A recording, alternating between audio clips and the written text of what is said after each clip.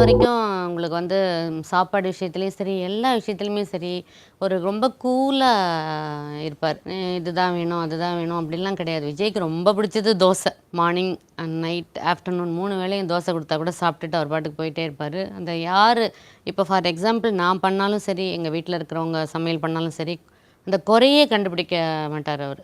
அவருக்கு பிடிக்கலன்னா அவர் பாட்டுக்கு சைலண்ட்டா எந்திரிச்சுட்டு போயிடுவார். அந்த மனச வந்து ஹர்ட் பண்றதுன்றது விஜய் கிட்ட 1% கூட கிடையாது.